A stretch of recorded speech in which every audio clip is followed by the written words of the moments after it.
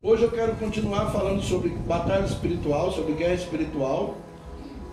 E hoje eu quero falar sobre os 3 níveis da guerra, tá? Hoje eu quero falar sobre os 3 níveis da guerra espiritual. E nós precisamos ficar bem atentos a isso. Amém? Em nome de Jesus. Efésios capítulo 6, versículo 10 ao 12. Foi o mesmo que nós lemos quando iniciamos o nosso culto. Efésios capítulo 6, versículos 10, 11 e 12. Todos estão aí com a Bíblia aberta? Amém?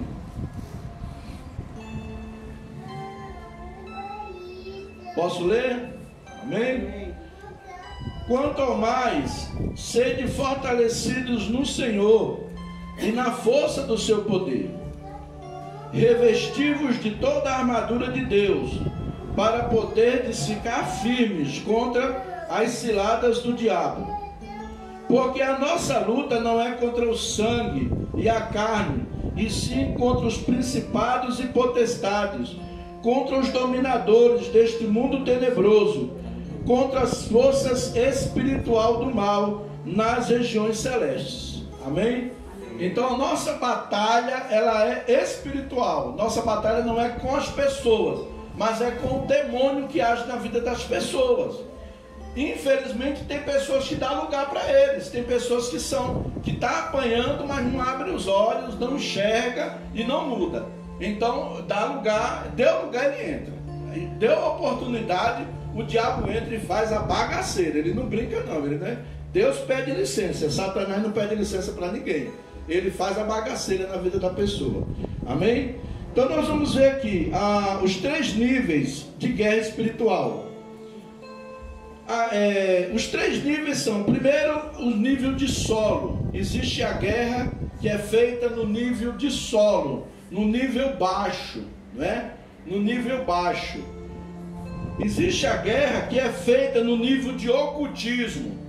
Por exemplo, na questão do nível baixo, nós vamos ver alguns pontos interessantes que é bem mais maleável, bem mais fácil de lidar. Quando nós partimos para o segundo nível, que é o nível de ocultismo, nós vamos ver que a coisa já começa, o caldo já começa a entornar. E o terceiro nível é o nível estratégico. O nível estratégico, esse ainda vai mais além. Então nós temos que estar atentos, amém? A cada um deles. E nós vamos verificar agora esses níveis. Em primeiro lugar, nós vamos ver o nível de solo. Mateus capítulo 10.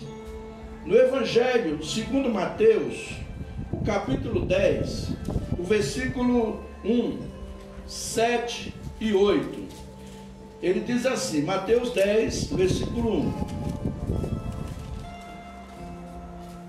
Versículo 1. Tendo chamado os seus 12 discípulos, deu-lhes Jesus autoridade sobre os espíritos imundos, para os expelir e para curar toda sorte de doença e enfermidade. Então, em primeiro lugar aqui, nós vemos Jesus dando autoridade aos discípulos para expulsar os espíritos imundos e toda sorte de enfermidade. Você sabia que muitas enfermidades, a maioria delas, é de origem espiritual? E muitas vezes Satanás se aloja ali na vida da pessoa e coloca a doença. E quando a gente ora, aquele demônio se manifesta, a pessoa é liberta e aquela doença vai embora. Já vi vários casos desse tipo, várias situações, nós já presenciamos muito isso, né? Então, Jesus deu autoridade aos discípulos para expulsar esses demônios. No versículo 7, ele diz assim: e à medida que seguirdes, pregai que está próximo o reino dos céus. Versículo 8: curai enfermos, ressuscitai mortos, purificai leprosos, expelir demônios, de graças recebeste, de graça dai. Então Jesus, ele autorizou, ele deu carta branca, ele deu autoridade. É como ele pegasse um cheque em branco e desse para o discípulo: ó, agora você assina aqui o que você vai fazer. Vão, expulsa os demônios. E eles voltaram alegres. A Bíblia diz que eles voltaram todos alegres. Disse: Senhor, em teu nome os demônios se submetiam a nós. E Jesus disse: não vos alegreis com isso, mas porque o vosso nome está escrito no livro da vida, né? Então, manifestação, expulsar demônio é dom, é ousadia, é autoridade. Todo crente tem autoridade para expulsar demônio. Todo crente. Todo crente que tem o Espírito Santo dentro dele, que nasceu de novo, tem autoridade para expulsar demônio. Não é só o pastor, o bispo, o apóstolo, não sei o que lá não. Todo crente. Amém? Amém. Lucas capítulo 10 e o versículo 17. Lucas capítulo 10 e o versículo 17.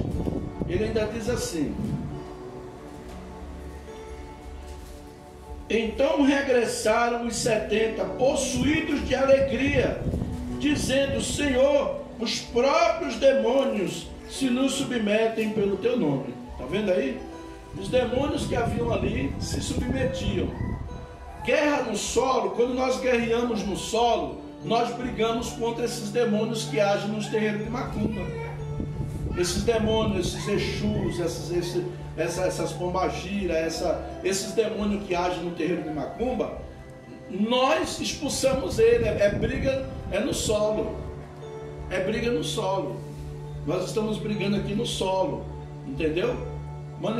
Zé Pilintra faz o cara beber. Quando nós oramos, ele manifesta. Outra coisa, não tenha medo quando o demônio manifestar. Sabe por quê? Ele só se manifesta quando ele é descoberto. Ele não resiste à presença de Deus. Às vezes é tão forte, às vezes no louvor, ele se manifesta. Quantas vezes a gente viu isso na Querigma?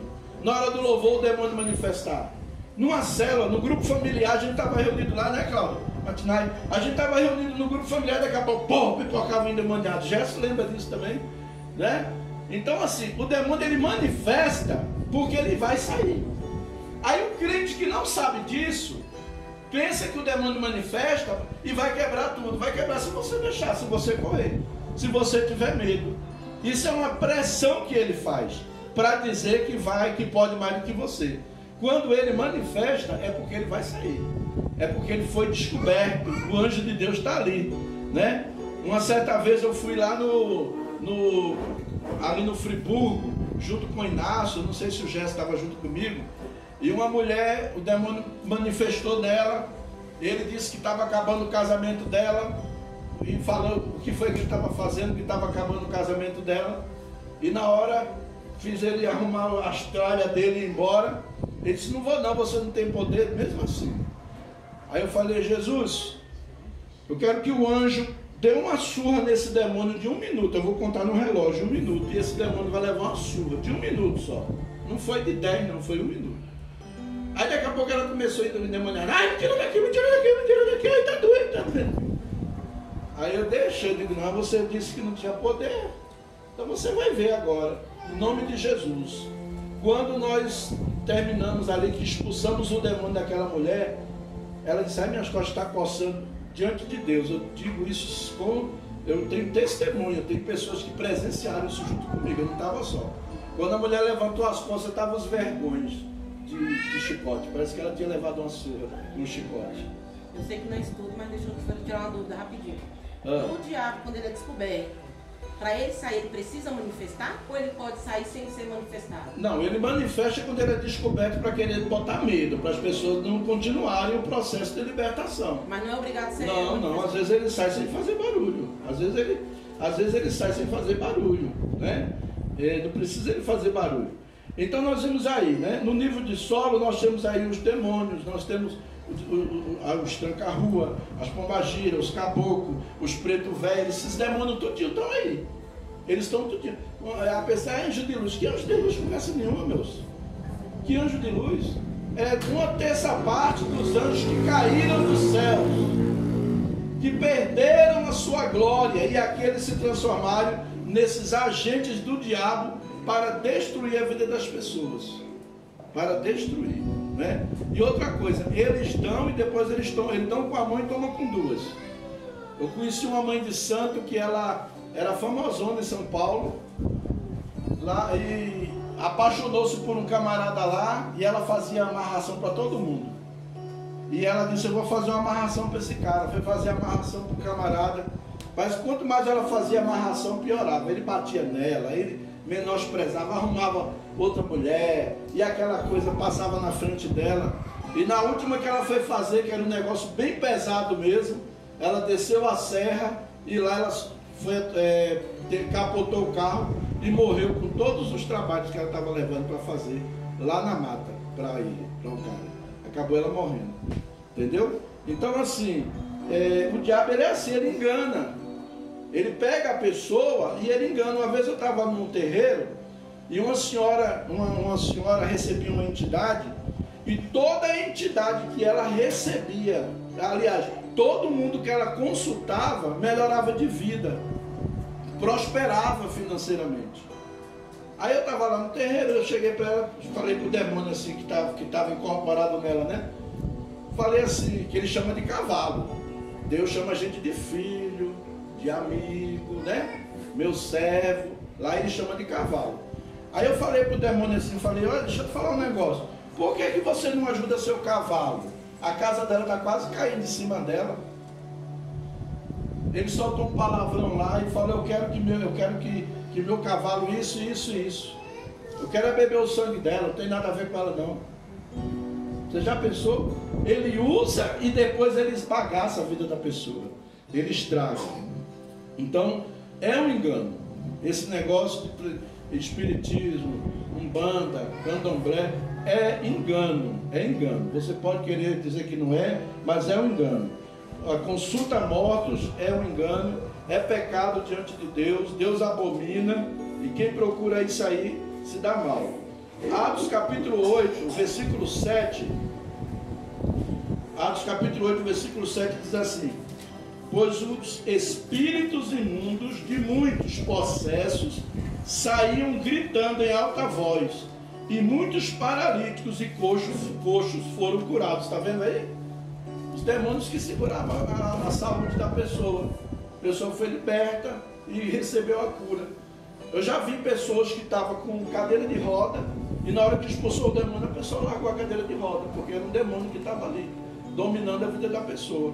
Entendeu? Então existe demônios no nível de solo. Esses nós temos autoridade para expulsar. A igreja tem autoridade, eu e você tem autoridade. Não precisa ter medo. Olha para mim. Não tenha medo. Fale para a pessoa do teu lado. Não tenha medo. Não tenha medo. Você tem autoridade. Você tem autoridade. Por causa que você está selado com o Espírito Santo e lavado no sangue de Jesus Cristo. Você tem autoridade. Amém? Vamos aplaudir a Jesus por isso? Você tem autoridade. Eu tenho autoridade. Entendeu? O demônio que age ali age na vida, na saúde, age na vida financeira das pessoas, age em vários lugares também, fechando portas. Tem demônio que age fechando portas. Então a gente tem que orar e repreender. Uma vez lá na Ocidental teve um menino que ele, toda vez desempregado, queria trabalhar. Quando ele ia trabalhar, amanhecia com a dor na perna, que ele não conseguia nem sair do lugar. Não conseguia nem sair do lugar. Aí foi um dia, teve um batismo lá na igreja, e nós estávamos todos reunidos, e de repente ele batizou, né? Foi batizado, tinha aceitado Jesus, foi batizado. E na hora que nós batizamos, que depois em seguida nós fomos orar por ele, por que ele não conseguia arrumar emprego? Ele falou, pastor, toda vez que eu vou para o emprego, eu adoeço, toda vez. Aí na hora que eu botei a mão na cabeça dele, manifestou um demônio no pé dele. E o demônio desfazendo o trabalho de bruxaria.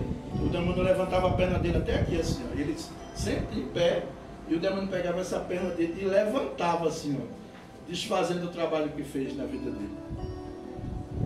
Aí o demônio entregou que tinha sido um ex-patrão dele, que trabalhou com ele, e que ele saiu de lá, e o cara com raiva fez um despacho para ele nunca mais arrumar emprego, porque o cara não queria que ele saísse de lá.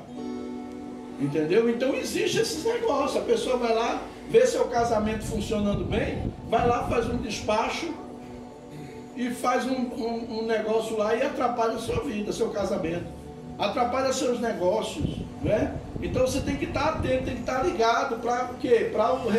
Em sintonia com o céu, porque Deus mostra. Deus mostra. Se a gente estiver em sintonia com Deus, Deus vai mostrar. Ó, isso aqui é isso aqui é aquilo, entendeu? Então esse aqui, mas você tem autoridade. Não tenha medo. Você e eu, nós temos autoridades contra esses demônios que agem nos planos baixos, né? Agora nós temos o demônio do segundo nível de guerra espiritual. Esse é mais pesado. Esse é mais pesado. Esse aqui não tem como você entrar sem sofrer retaliação. Você já tem que entrar preparado. Esse você já vai entrar preparado, sabendo que vai vir retaliação. Mas você vai assim mesmo, né? E esse não é para todo mundo, não. É o nível de ocultismo. Ocultismo. Por exemplo, aqui no Brasil, os demônios se manifestam nas pessoas, trancar ruas, epilindras, esse negócio. Na Europa, os demônios, eles são intelectuais. Eles vêm através de filosofias da maçonaria, do Hare Krishna, da Rosa Cruz, dessas entidades que são vinculadas com a nova era. São esses demônios, eles são demônios que mexem na mente, são demônios da mente. Eles não manifestam, mas eles saem também. Só que eles são demônios que agem na mente, trabalham na mente. Ele não manifesta, você fica tranquilo, de boa, parece que não está acontecendo nada, nem parece que você está endemoniado, mas você está, entendeu? São no nível de ocultismo. Pessoas que se envolveram em pactos, em sociedades secretas, em determinadas situações. Quando a pessoa se envolve em pactos, para quebrar, meu irmão, ele tem que quebrar bem quebrado. Ele tem que quebrar bem quebrado, porque senão ele se arrebenta todinho. A vida dele nunca vai para frente. Então, geralmente, nova era, forças ocultas, feiticeiros. Vocês nunca viram feiticeiro. A gente vê aqui mãe de santo, pai de santo. Mas feiticeiro mesmo, que faz as coisas aparecer na sua frente assim. Alguém já viu? Sara, mãe. Apareceu um feiticeiro aqui na rua aí e faz as coisas aparecer e desaparecer na sua frente, né? Então são os feiticeiros. Outra coisa, bruxos. No Brasil já tem um dia no ano que eles vão todos lá para o parque da cidade, que são Wicca. Por isso que a gente tem que ter cuidado, os meninos que assistem. Esse filmezinho de bruxinha boa, não sei o quê. E a criança vai botando aquilo na cabeça e já vai achando que aquilo é normal, né? Então, bruxos, sacerdotes satanistas e adivinhos, né? Então, existe sacerdotes satanistas, adivinhos, feiticeiros, bruxos. Atos 16, do versículo 16 ao 24. Atos capítulo 16, do versículo 16 ao 24. Atos capítulo 16. Ele diz assim, aconteceu que indo nós para o lugar de oração, nos saiu ao encontro uma jovem possessa de espírito adivinhador, a qual adivinhando dava grande lucro aos seus senhores. Seguindo a Paulo e a nós, clamava dizendo, estes homens são servos do Deus Altíssimo, e vos anunciam o caminho da salvação. Isto se repetia por muitos dias. Então Paulo, já indignado, voltando-se, disse ao Espírito, em nome de Jesus Cristo eu te mando, retira-te dela. E ele, na mesma hora, saiu. Na mesma hora, Paulo repreendeu aquele espírito. Depois nós temos aqui no versículo 19, diz assim, vendo os seus senhores que se lhes desfizera a esperança do lucro, agarrando em Paulo e Silas, os arrastaram para a praça, à presença das autoridades. E levando aos pretores, disseram: estes homens, sendo judeus, perturbam a nossa cidade, propagando costumes que não podemos receber, nem praticar, porque somos romanos. Levantou-se multidão unida contra eles, e os pretores, rasgando-lhes as vestes, mandaram açoitá-los com varas. E depois que lhes darem muitos açoites, os lançaram no cárcere, ordenando aos carcereiros que os guardasse com toda a segurança. Este, recebendo tal ordem, levou para o cárcere interior e lhes prendeu os pés no tronco. Você vê, Paulo e Silas repreendeu um espírito, um demônio que dominava na cidade e que dava lucro para os seus senhores. E a cidade toda corria, gostaram daquilo, acharam bom. Eles não queriam de forma alguma que aquela menina parasse de adivinhar para eles. E o que aconteceu? Paulo expulsou, mas veio a retaliação. Veio a retaliação. Como eles não tinham brecha de pecado para prostituição, para adulterar, para essas coisas, eles foram levados presos, pagaram o preço. Ali eles sabiam que o evangelho era vivido, era praticado com a própria vida. Um batismo era um batismo mesmo. O cara corria o risco de estar sendo batizado e ser morto na hora do batismo. Era morte mesmo, porque a perseguição era grande contra a igreja, né? Então, assim, às vezes a gente acha bonitinho o fulano de tal, que faz guerra espiritual, que faz batalha espiritual, e a gente quer se meter sem saber do que a gente está se metendo. Eu vou dizer uma coisa para vocês, irmãos. Esse nível alto de bruxaria, de feitiçaria, até as pessoas que estão lá no espiritismo têm medo. Pessoas sérias, pessoas que estão ali por engano, até elas mesmas têm medo disso aí. Elas estão lá no engano, mas ela diz: ó, não mexe com essas coisas não, isso aí é perigoso, tá? Elas mesmas têm medo disso aí. Quem já andou por esses caminhos sabe o que eu estou falando, né? Então, nós precisamos ter cuidado. O diabo não brinca, ele não brinca de ser diabo. Os servos de Satanás não brincam de ser servo de Satanás, eles levam a sério. E nós cristãos, nós não podemos brincar de ser cristão, brincar de ser crente. Você não está aqui para me servir, você está aqui para servir a Deus. Você está em batalha, em guerra espiritual. Faça com amor, faça com carinho, se dedique mesmo. Vamos estudar a palavra? Vamos. Não é porque vai estudar a palavra para me agradar, não. Se for para me agradar, pelo amor de Deus, suma na minha frente. Eu não quero que você desagrade a Deus e me agrade. Eu não quero. Eu quero que você agrade a Deus. Se você quiser me agradar, problema seu. Amém. Obrigado, eu aceito. Mas se você não quiser me agradar também, eu não estou desesperado pedindo agrado de ninguém, não. Mas eu quero que você agrade a Deus. Sirva a Deus de verdade. Amém. Leve Deus a sério. Vamos levar Deus a sério. Porque nós estamos entrando em guerra. A partir do dia que nós decretamos que entramos em guerra, nós entramos em guerra. E nós vamos para cima. Então não brinque de crente. Não bote farda de crente quando vem para a igreja e lá fora você tira ela. Seja de verdade. Em nome de Jesus. Amém?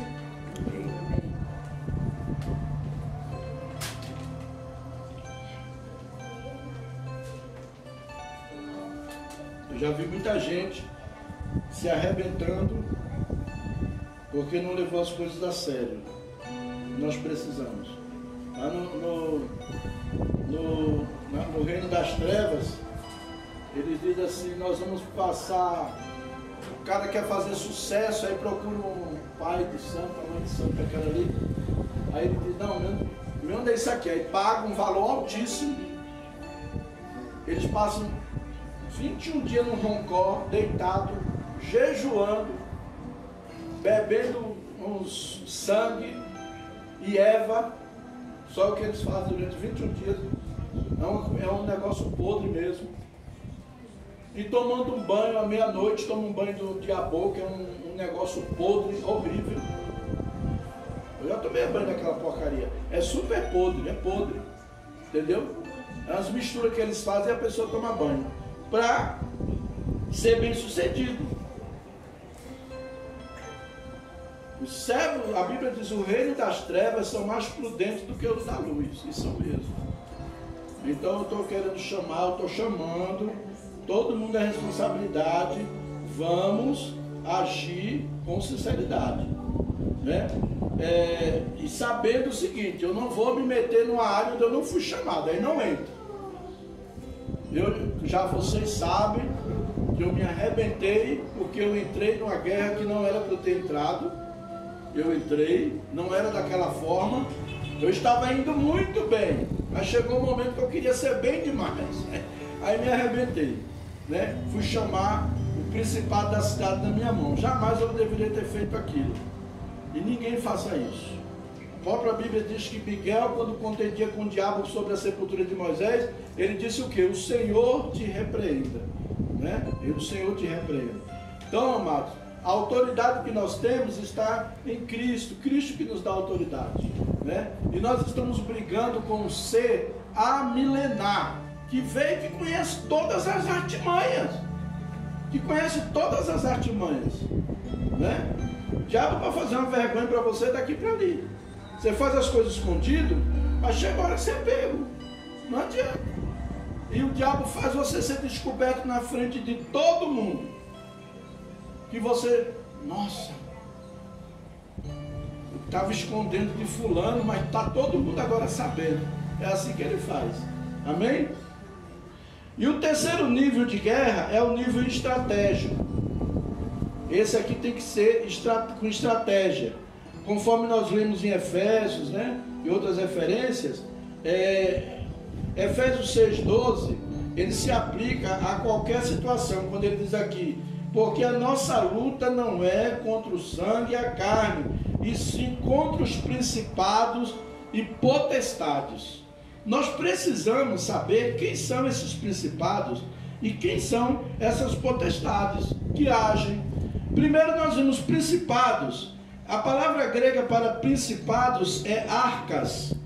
Esta palavra é usada para descrever uma série de coisas, tais como líderes, reis, majestade, território ou jurisdição de um príncipe, ou país que dá o título a um príncipe.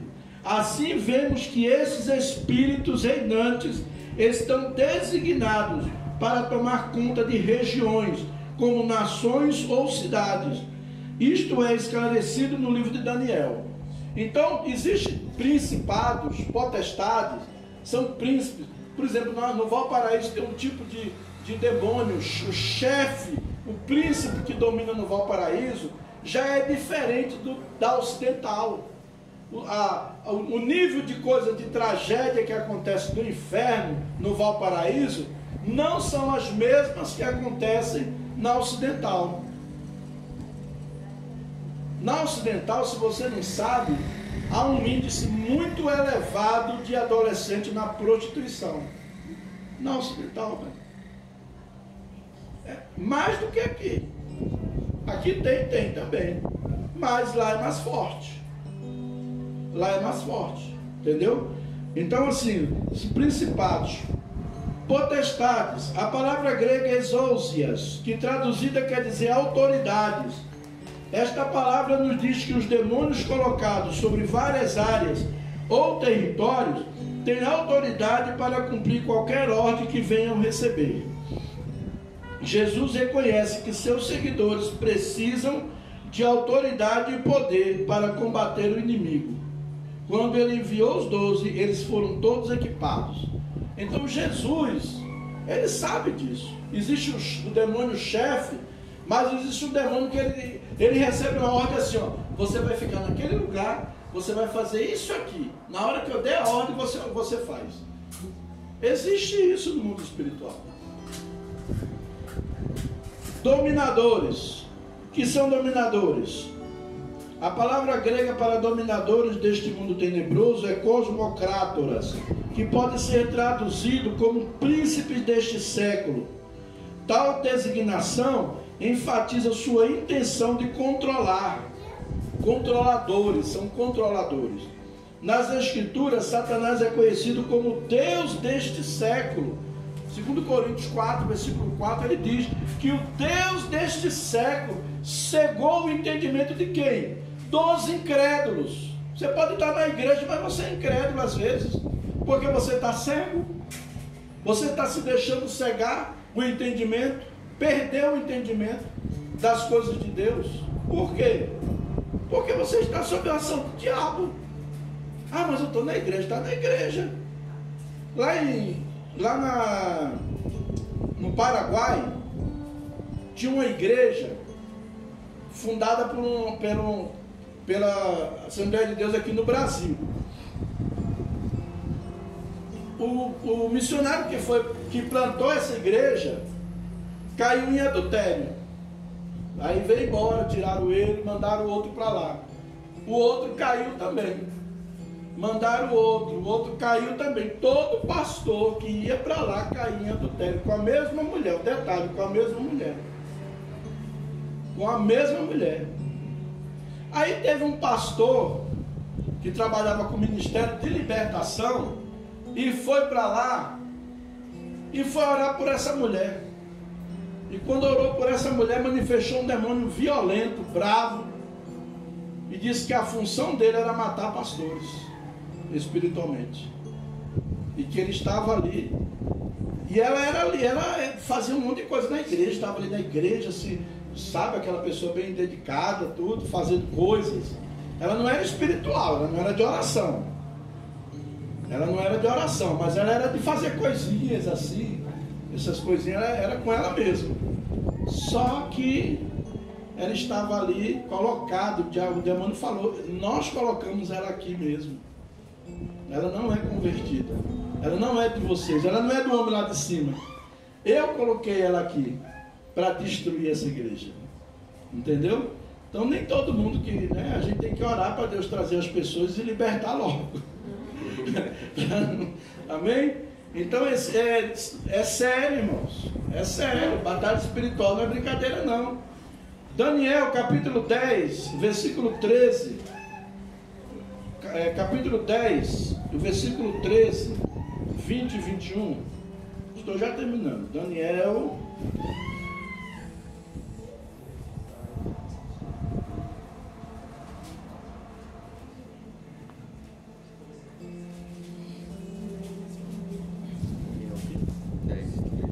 Alguém pode ler o 10, versículo 13? Porém, o príncipe do reino da Pérsia me resistiu 21 dias, e eis que Miguel, um dos primeiros príncipes, veio para ajudar-me, e eu fiquei ali com os reis da Pérsia. Gente, Daniel, lendo as Escrituras, ele descobriu que era o tempo de Deus cumprir a promessa que tinha feito para o povo, sair de Babilônia. Era o tempo de cumprir a promessa. E ele foi orar. Quando ele foi orar, ele viu que o príncipe, que era um anjo das trevas, estava interferindo chegar o anjo de Deus com a bênção, com a vitória para o povo de Deus. O versículo 21, leia o 21. Aliás, o 20 e o 21. 10, versículo 20 e versículo 21. E ele disse: sabes por que eu vim a ti? Eu tornarei a pelejar o príncipe dos persas. E saindo eu, eis que virá o príncipe da Grécia.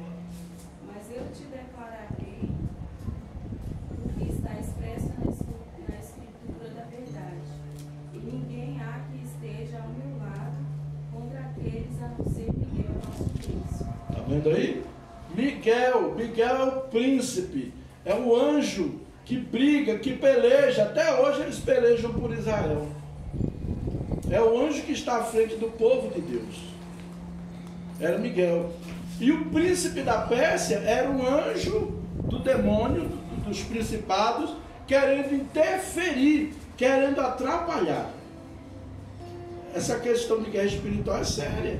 Às vezes Deus tem uma bênção para te dar e o diabo fica resistindo.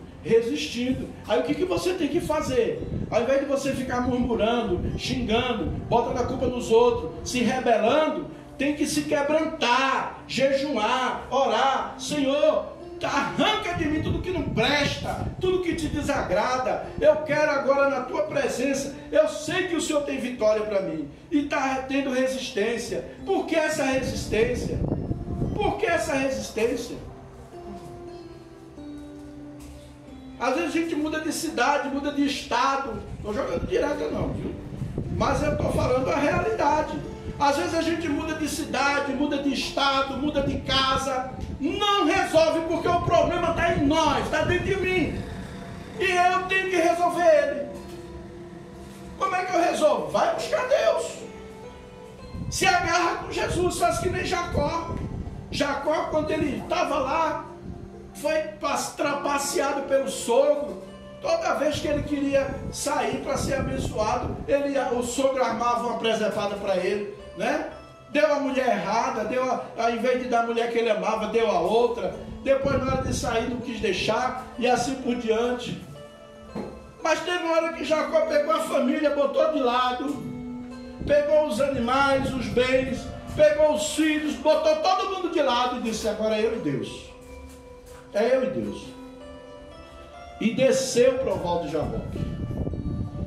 E a Bíblia diz que eles brigaram a noite toda. E ele viu o anjo. E aquele anjo brigou com ele.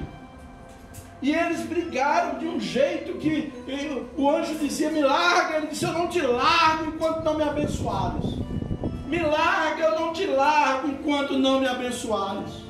Me larga, eu não te largo enquanto não me abençoares.